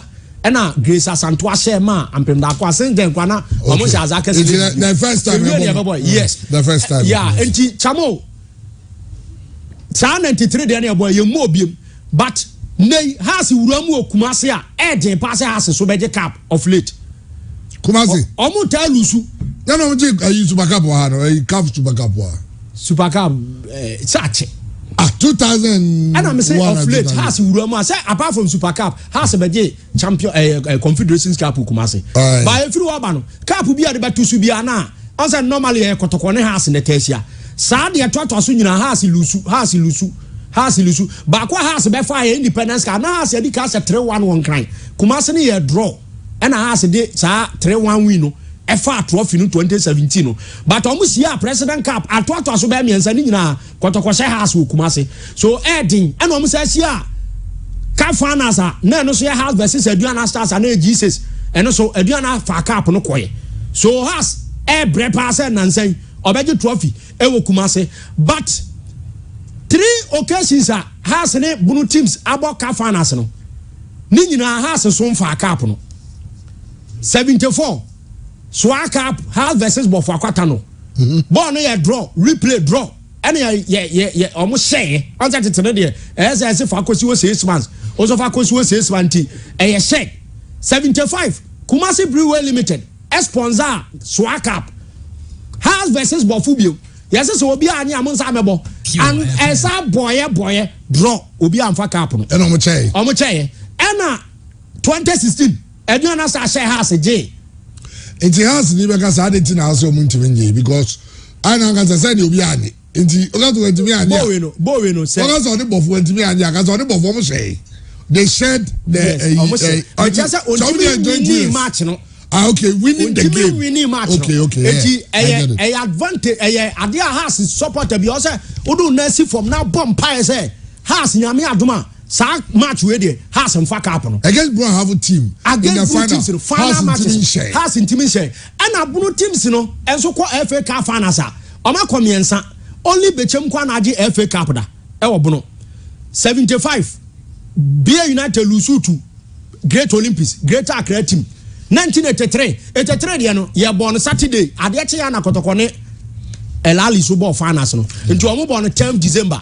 1983 eye Bofa Kwata no versus Great Olympics eno Olisia J Cup na ade che ya na opoku nti so Kumasi Sunday nje bo we ni Saturday 10th 11th eno opoku nti so J Cup ma kotoko over here Nadia Elali since 83 no kotoko emfa African Cup team no sa match no 2 games in na against Bruno teams FA Cup finals Bruno team bia anye da until 2016 September bosome na Karela United from Eastern region eko face Bruno team Bechem United Bechem be the first team from Brafwa waje FA Cup ono so the first team ewa Bruno wako FA Cup finals dodo mienu Bruno teams ni ntanya de yenya Bruno teams bebre o ma bebo Premier League ye G Stars mo yenya Tachiman Holy Stars 11 Wonders ene teams bebre na abetwam ko den pa say Bruno teams no ebefa trophies aduana stars age 2 league titles Brekum Chelsea age 1 ena aduana age Super Cup baako beating Kotoko okaya Kotoko GFA Cup 2017 no aduana so ebeje Super Cup no ma niam ekoso chance na aduana so age league no 2017 and we ni nyina si nchaya den sa Bruno teams no ya no mbefa trophies say bia ye the cup atoso no mbefa ba bechem aba FA Cup abeje baako we league ni fru a eno na eba ba den say omo matches mienu no omo lusu ye no omo timi FAC Greater Accra team a omo fa trophy no ni nyina say Olympics Asia mienu ni nyina omo sheje enti this time Hearts so a team from Greater Accra against Bechem no bia wo negative e kaka and obi aso on positive and obi aso on the but Bechem on the field of play no so any advantage e Kumasi and na e ha Bechem say Bechem after so qualify ba league no e din say Bechem ba win match Kumasi okay so na no ada ko mu lead king face asa ya hu de na kanate okay na ya draw so Bechem say oba nya sa spirit ni say Kumasi nyame admo china obefa FA Cup no e dey free Accra so folk a House of Folk esa won a hidden record bi a anytime bi a chamo Kotoko beje FA Cup no say House eba finals in the following edition House je to aso mienu one scenario me say anytime bi a Kotoko ebe ko FA Cup finals in fact Kotoko ne call FA Cup finals 2017 oje ye the following edition House na beje ye Has esa kobiemu a oje ntina just say ya favor has wako ba ko age no sa ko second one Kotoko na je no Kotoko defending champions okay and obaji free Kotoko nsem oje wi a osaje ba ko ka ho ansa na wate akoda okay enti factor ewuramu a se nyame adoma na se Bechem United enya lack e wo Kumasi a favor has more say Hearts betima keep sa record ni say obesa to aso age FA Cup ni bio esa dey conquer for the year second consecutive time Abra Kotoko and the year FA Cup champions Hearts ebabe overtake ye enti nyame admo china no ye hwesa sa niam we nyina no ebe play mejo yi pa say why NFA trophy no enso e dey akọ someone been cancer say deciders nso Kumasi no yeah has deciders no Has also decided to come as to favor has. Yes, but the last and another makers and nonsense you see what on the Kotoko say President Kappa na kotoko afako. Okay. No na em favor mo. But has a lusu deciders enum e Kumasi. And o ma win 4 edeko. So ba ka 1992 so aka ye de ba Kumasi kotoko saje. 1982 at that time PNDC government headed by the late Jerry John Maya Rollins or the task force cap with Sisu Kumasi has Antimafa but has by G79 okay sir Mohamed Ayoma and Anas Edu hat-trick bino say Anas Ebo Ayoma Gane sa 4-3 no Anas Edu hat-trick against Kotoko and also Basu Kumasi so as Kumasi wins but Ebisun favor has FA Cup 2001 I'm a ball boy Baba Nyara Aziz Ansago bino Stephen take a mistake pine 1-0 FA Cup quarter final so Kaya 2001 Star FA Cup na me cheche ball and 21 years ago and I'm a tier for the has FA Cup semi-finals and quarter finals and Yaman Koye and Famas Ukman decisive matches now Okano Ebina Yede well I said Peter Zahavi I'll say over 2.5 match. Sir, I'll go to the Oseba. I'll say over 2.5. Shall say, tell BYT that deciders in Kumasi always favor hard to folk. Who is Bichim? Ashiala. I'll say Swag Cup and top 6 are not better deciders. League, FA Cup, African Cup are the real ones. Yes. And then Shabudia or the Abba. And so, and no, Chris, yeah, near the 2 for ya. Felix Adai say when you tell people to watch what they put on social media, they won't listen. This week, have you heard medical has been refused a US visa? Because of the gun he brandished on social media. Yes, the internet will never forget. And then be a catch all. To the idea to and why careful. It's remo. Nemafona mabano. Yeah, Mukasemu. Na enya dia o se nyina so okay yen transfer na baby adu name say you start ache tickets na no Felix Adai be dance Chapa Hughes ono mo maka nyina no ya chamba onim say reason nim say enne mama kan message we na dey be kan wi a na wo hunne happy first marital anniversary to a loyal friend, my partner in crime, Mrs. Mrs. Abigail Ajua Jamfua from Paul.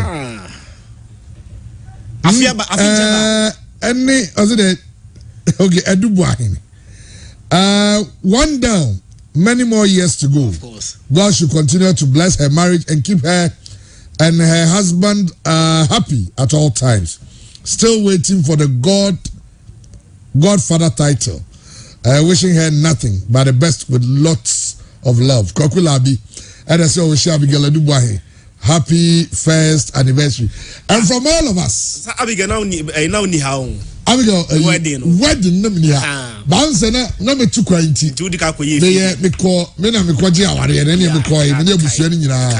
yes and na yekoye fie die ni nyina wie ansana me free akọ yes we represent oh yes no bibia it's Abigail one down many more years you bomb pass say me sure Abigail will cry by this time and no friend no so nam kwaso konkai anniversary na Abigail odani do me bay and no the friend was so nam kwaso ko of course and I'm see you the man ko yeah me nkrekure musa auntie Mr. and Mrs. Frimpong, you wish you the very best marriage has to offer. Your bomb person, your mamma, Cotinti, and Wodi womb, no Muamuna or Dono and Cosonia. In marriage, there are bound to be challenges, but always try to be bigger than your challenges. That's I say, Namon Koso, Kakran Kakra, Nami Huminano, oh, and also Winya. Now, Gogula is a godfather, is a grandfather. What I say, Abigail. Only you wish him a happy anniversary. 1 year, wow. I've been trouble. Maybe 2 years. Some dear Jari, the Majari Sisia, know who how it was. Representing, you know. As I'm changing my phone into Melusu, so many pictures. Okay, that's one back in the afternoon. Yeah. Okay, you have chat tickets. Where some of the pictures? Because I do have a problem. I'm still going to be the car. Who the on the car? If you're born again and now more listening. I mean, I'm listening because maybe subsidize it. Maybe 75%. Oh, 80%. Aye. Some over 20, no, so 20 that can have frontier. I want to Umidemetia. How the born again, so they want to win. Andy, on try. Some say, you're going to represent in your face. But I don't need Jaumu. Oh, it's official, you know, all the Minyaman, you're quite bia. Yeah, Jinem. Yeah, Jinem, and one on the Ashe. Yes, Andy, born a Kajem Sandy. Andy's what you James and me and one to be money deep. Obi, Jake, BYT, Darling Paul, hey, a Jarry. Yes, I said, I will check. And I want ya. And I is what ya. Let's have okay. All right, it's I don't know. Andy Garcia's Baba Transi. Now, what told you, my so with tickets I channel na Yama Karela for so. Omo Kaka. Now, with your old anniversary, you know. Nami Adma Chna. And so, Abigail birthday. Wow. Mrs. Abigail from Pong. Okay. It will show. Happy birthday in advance. Happy anniversary. Now, Patrick Mensah, Kwadade and Emmanuel Osubuachi on Babe Tenase. Andy Garcias and Eniomo Ewabedi Juma. Nani Bonsa say they are looking for several ways to raise money for Africa. There are several ways. You need sponsors kasa. Said you ye koto ya domasi na niesi. Ebi mumra. They say you Africa. Mileage mo league in mono you Africa. But more mileage. They say we dem koye mo already. You try say any buying, be engage buying because Africa na ye kono. You can represent Kotokonkwa. You can represent Ghana. And Maka as studio say buying team boa national team Black Stars. It will be a 6-8 million. Some call representing Ghana. See, you 1 million cry. You see, we collected the flag of Ghana high. Say, you could win a Champions League. You can say Asante Kotoko keke. Can say Asante Kotoko of Ghana. It didn't Ghana no ebata. Rwanda tuya over $10 million. My head visit Rwanda bought Arsenal jersey home. Intino, you call Champions League. Ghana didn't ye ko. And Ghana need 4 slots in Africa. Due to non-participation, team bia qualify Onisika or Debeko Wanko, team bia Kowambono Mo. This year 2. See it me restore back to 4. Before say Bebwa, I'm a better Ghana ni bia de. Until ma football people, Ghana 4 clubs near the move bia anyense. 95.7. Your mining na said say you better kind of boom. Now Kotoko koya de wa Africa. Or Chinebi no say another club. I'll see in a kind of boom. You push them no mo koya de. Say beya. Ghana on the continental level, no, you ever find to my preference. Okay, I know I had a chief executive officer for Kumasi Asante Kotoko. Na on ponsa and I teneka ninina as part of Kotoko preparation Eco Africa. No tell some nice African Asante Kotoko Econo. And yes, Sebia Omo Konantisa Asante Kotoko Nemum, a Ghana Nina Mensa Ewa Hasanso and a Koja Dewa and Emmanuel Usubuachi and so Ewa Hani Mudin come from Karela. Season way Karela United finishing in the top 4. Meaning say Gaka a top 4 almost organizing Karela United and so represented Nanya Menina Akonkai. Yes, Shankumachu say Ewo AS Studios. Now, so this house live on Facebook, Pure FM ATV. Minia Bokode. Open Boko. Fantastic. Bazu I want to have a microphone kakra mama na Ghana for Atibonka. Na Pombokode. And open so Bokode. Boko pa. Yada must say musu matwai we studio asia ye be din komo na mamisha yeah, for the purposes of your tier for no more share on Facebook, no.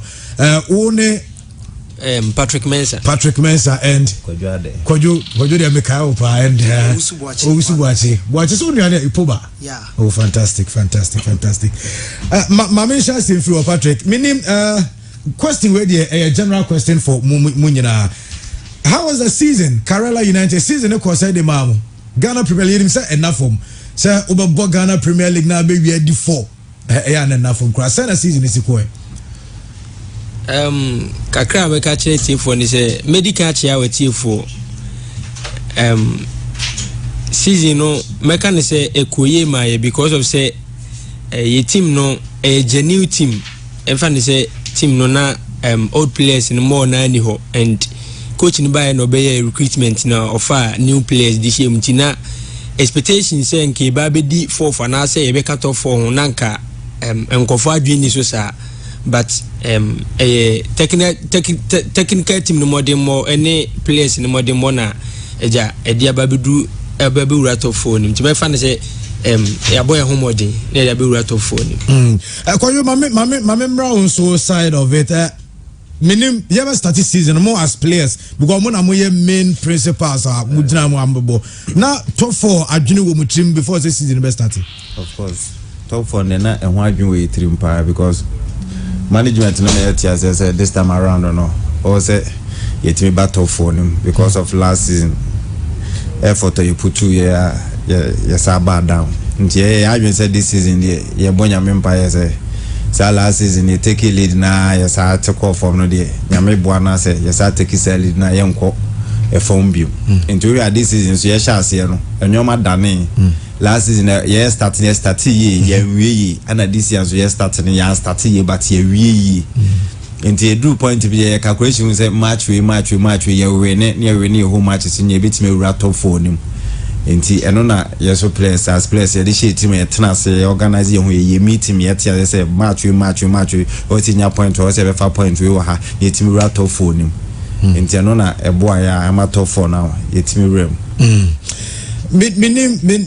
Karela United said they were the kaka no mo ankasa players no mudi di mo honkomo because the previous season na mo start ye mo ntimi anwie ye coming into the new season now say mudi mo honkomo say can be start but of course am kone sa ba mo ba wie no e na mo start say mo wie ne eba sa honkomo didie na aya mo involve the technical team and I say just players in kwana mo decided said this is what you want to do for the people of Enyinase. Eba ye involve technical team ye players nko within ourselves ye yes meeting technical member be no work ho ye players nko. Oh okay watch my member also honum kakra na Ghana for ente wonso nka minim de also beka Karela mo be start season no players na mo so mo target bi mo pese mo achieve for Enyinase for nyina. Yeah players no na you say we target say this season no last season anko this season they was say ekwe my and I say yeah players na motivation my say season we no ya be boy home na top 4 na ya pese ebo no yetimi abo even cry any has game na ya boy no ya show mo 1 level nyina say me interview me kan say this season Karela ya nya de kra na bia top 5 there na ye shimba nyame ada Roma ya ba top 4 mo there asra na de mo nyame. Minim general question for you or minim the obey about season about starting you say player be and pay defeat of course munya a mindset also there the mobile has the winner cast first 5 but best now more agree say league no because the previous season na start now more agree say league no crowd mo be say mo be ben na maji.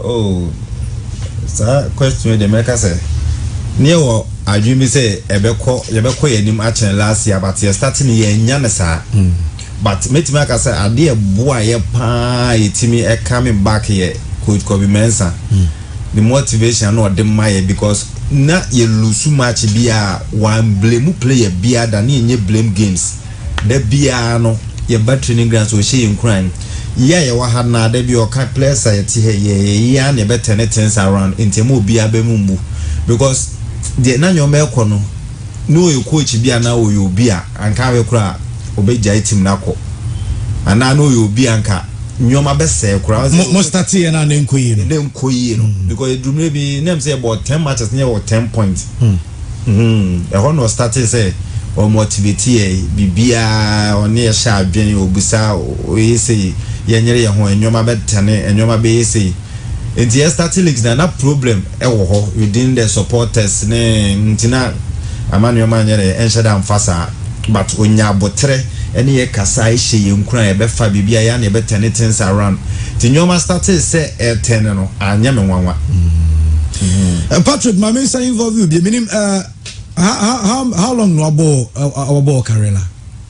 Oh miss first season any first season ni say na Enyinase city say na okọ no first season say na adaptation is ko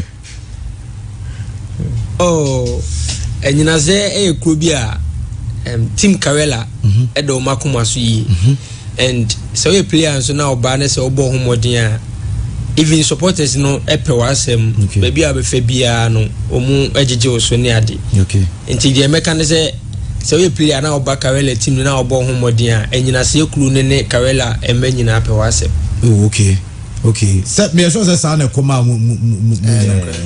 what are the some challenges because baby unya ko baby e dey abenya challenge kakra challenges you mo face here dey ma mention so roboachi o in particular challenge ben na o face you nyina say man shouldn't face challenges biasa because in life no so show who you are bia opeso we bia betima dey aye it me to me the man face challenges bia na nyina me come training me dey o say me as a player na maba mbe aba beje ma home ade cha masora come training challenge there one should e capital okay me de Omar Bashir we kan okay ena me de Kotoko imbalance we kan nti uyi wow captain kodwa de Omar Bashir teammate na de mbela enso the account eno your top 3 but also there ube you am said the me and can meet me ko enya me captain one and because of your captain here season was born home modern pa okay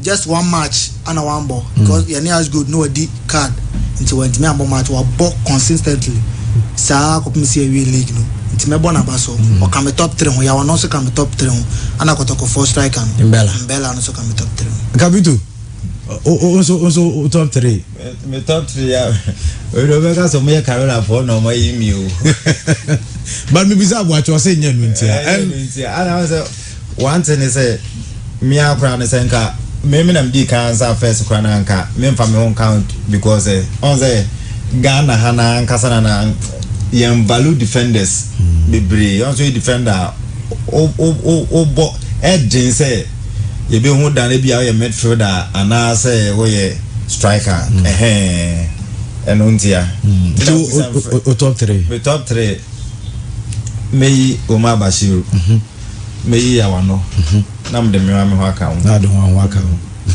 okay yeah time the yabe so but my minister we say quick one meaning as players in the Ghana Premier League a dear pa na munya enka leaders of the league we league no more players no ebe boa mo hu say Ghana Premier League no mo bo and mo bo na nyese bia Ethiopia contract be ba no aka say mi ja Ghana Premier League because minimum say o Ghana hey enka we di ba je say bia bibia koto tema wa ne say o di be ko Ethiopia na say any other country ka betena Ghana say na nko bo da bia bibi ntino o hwe na ha say ade mi kokora ke be wa de pa na mo we empanifo ye de amamo a and come more players no ebe boama most because there be about player exodus players in free Ghana Premier League so for me to say nyoma me no pitches ni bi o ha any kwan say o mo ala me bo league also because on the league ni bi o ha live match and is there be a complaint say sponsorship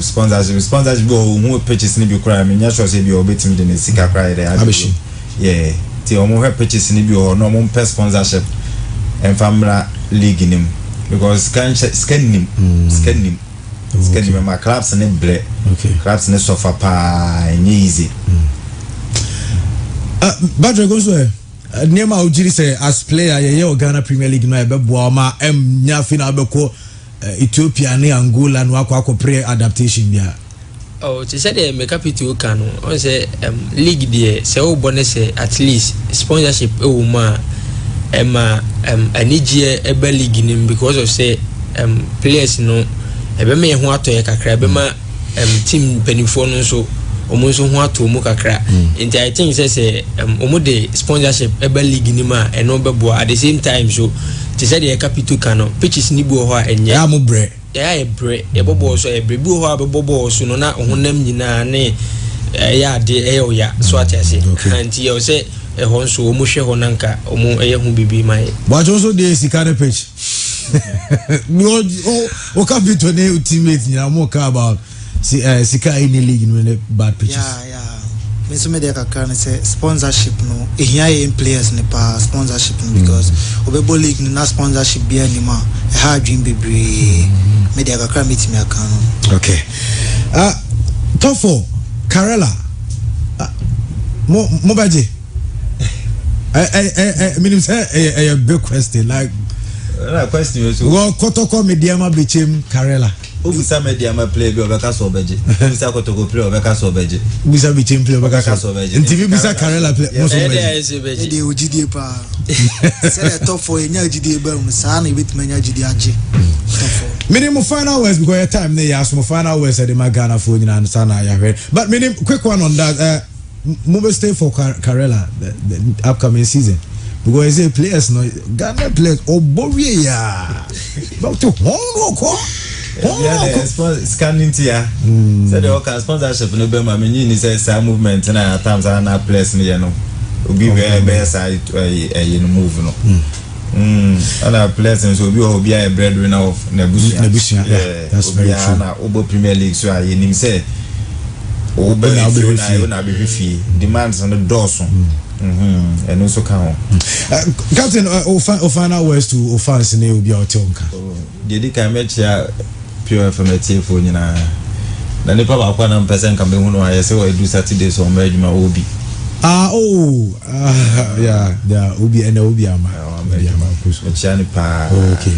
Channel. The match Karela supporters in Mukumas my main in a Michelle Kumasi for you now.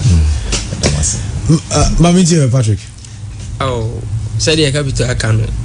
Yabechia Zimafo nyina supporters ene Kumasi supporters are omotai Karela chinyina because enye yisa ebe Kumasi a ebi mu eba stadium ebe support ene ade nti supporters e Kumasi nyina ebechia omoni achia Pure FM supporters nyina omo mutie mu nyina ebechia obia.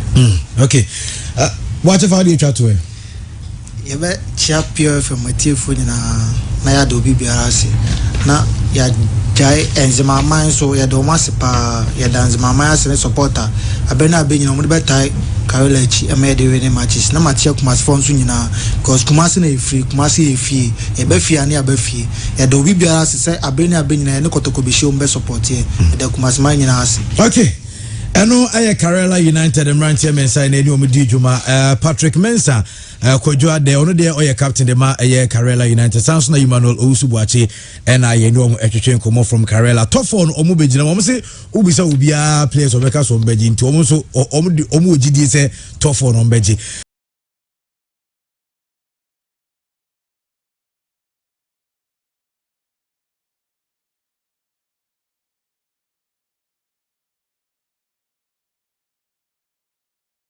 With no lagging, business without restrictions, and achievements with no limits. Get connected today. For enquiry, sales, and support, contact us on 020-8282-810. Visit our website on www.kennyrosewireless.com. Kenny Rose Wireless, internet made easy.